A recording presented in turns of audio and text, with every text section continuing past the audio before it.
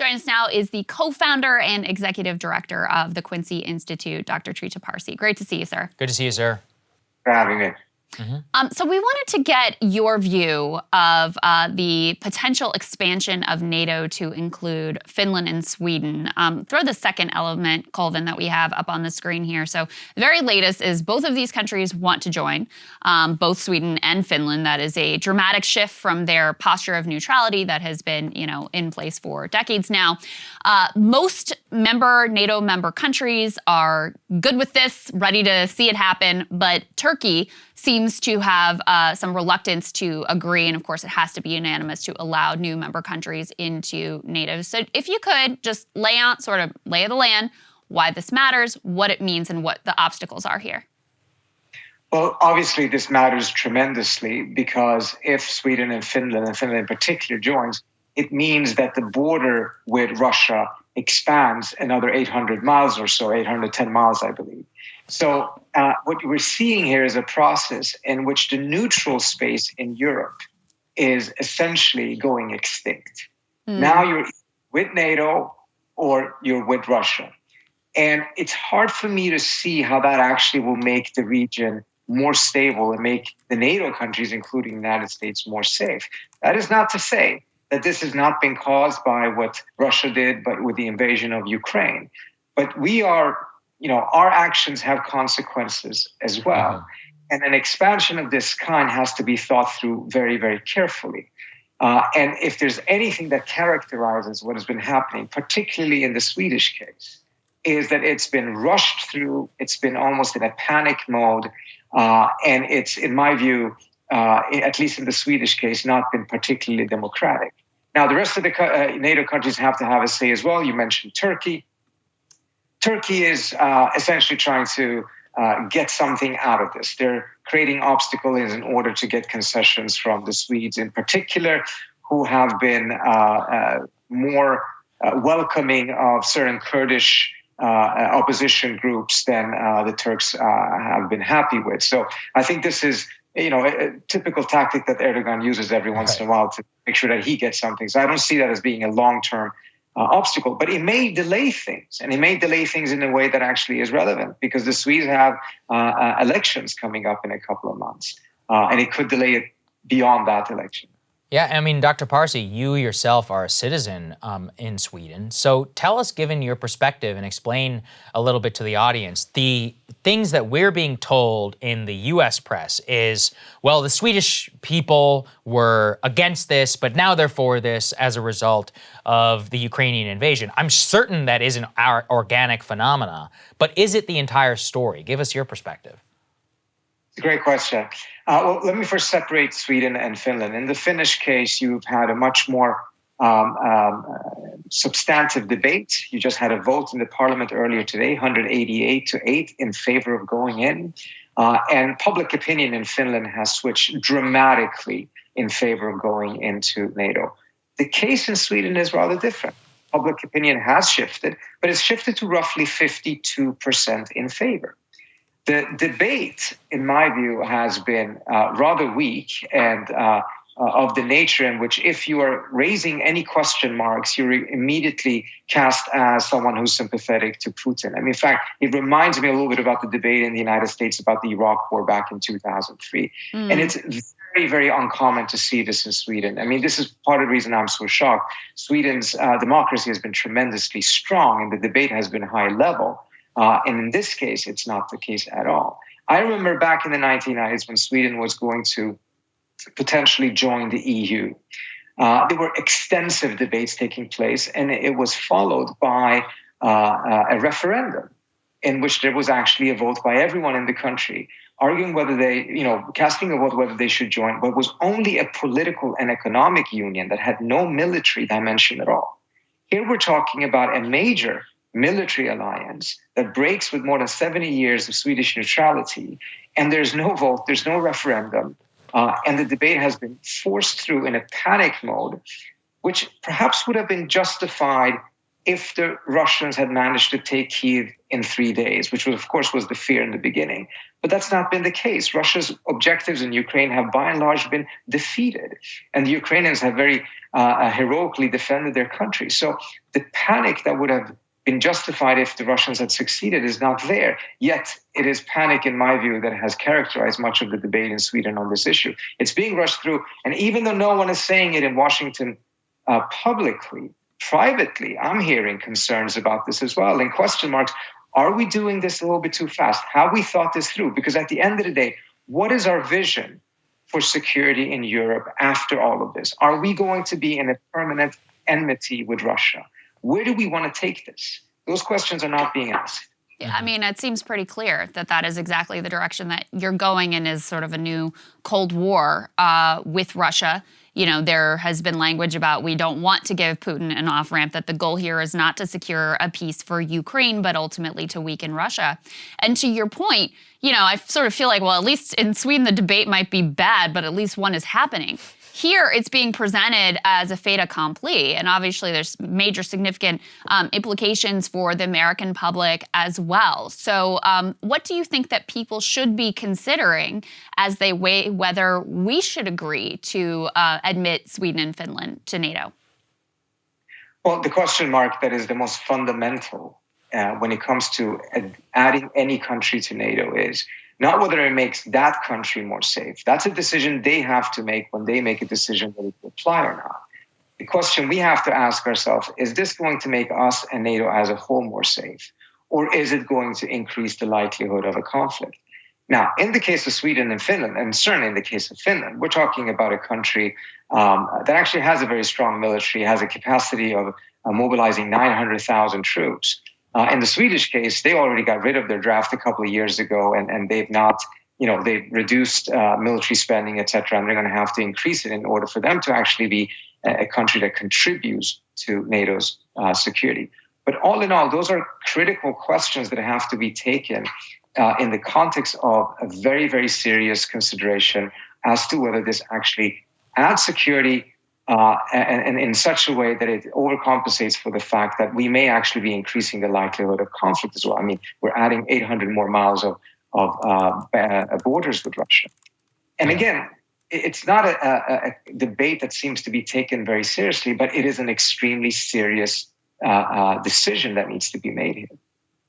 I think that in the context of our debate, and you wrote a little bit about this, let's put this up there on the screen on MSNBC, which, certainly an interesting perspective over on that website than I think contrary to what they're used to hearing. You're saying that Biden and Russia's Ukraine war mission creep is an alarmingly slippery slope. Can you characterize the argument that you made there also in the context of NATO expansion?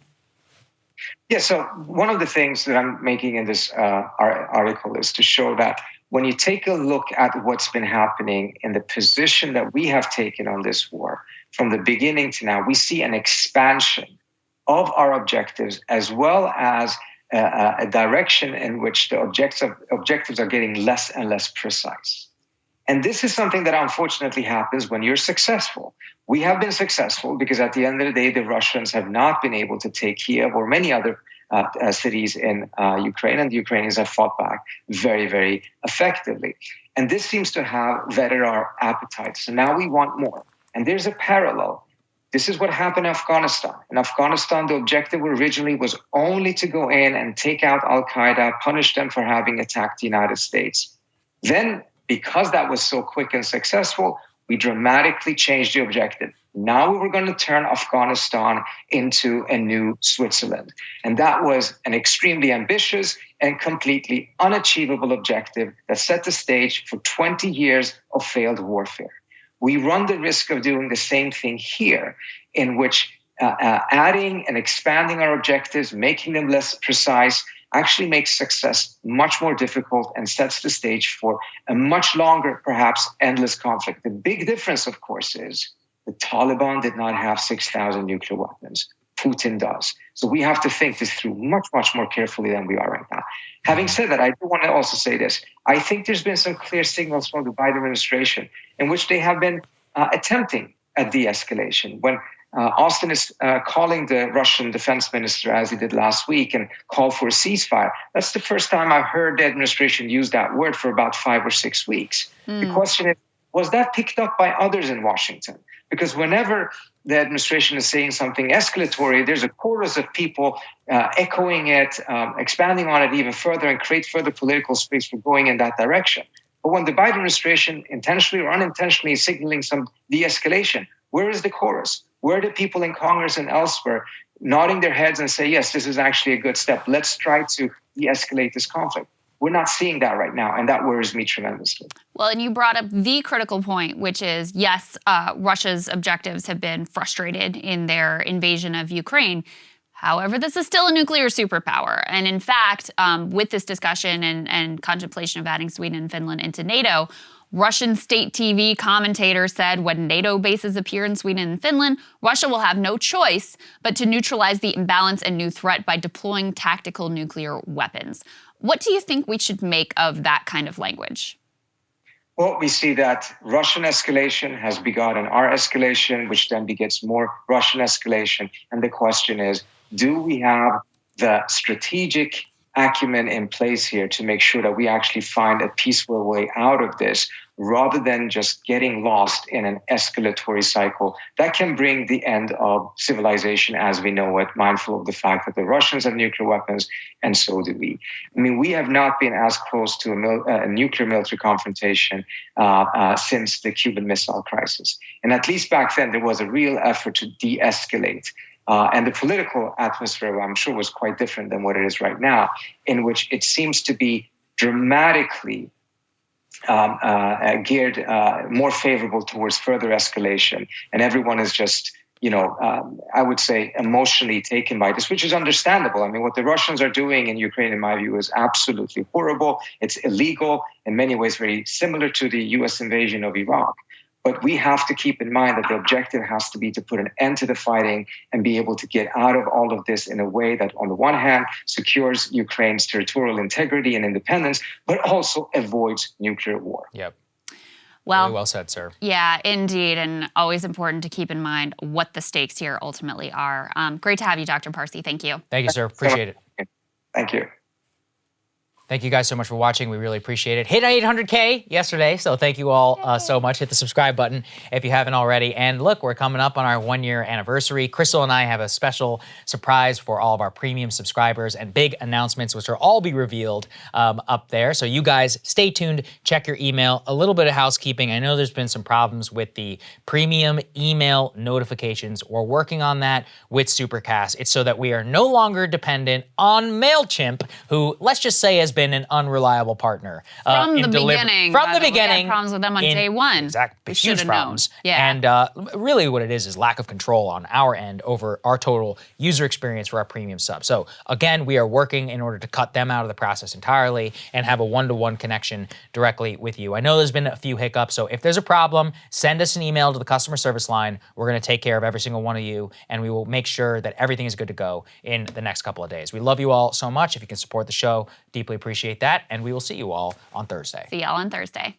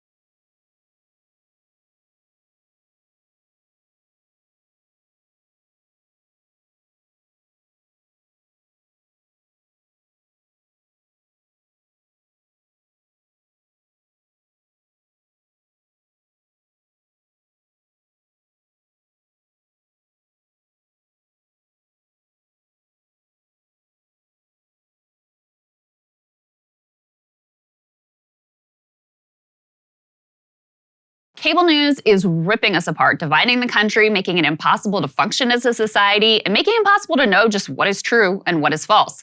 But the good news is they are failing and they know it. That is why we're building something new, a new mainstream, a healthier one, something more trustworthy, something that we are going to need in one of the most pivotal times in American history. We are building up here for the midterms, for the upcoming presidential election, but we need your help. So if you can help us out by becoming a premium member today at breakingpoints.com, we're trying to change America for the better and the entire world. So what are you waiting for, guys? Go to breakingpoints.com and sign up and help us build a new mainstream.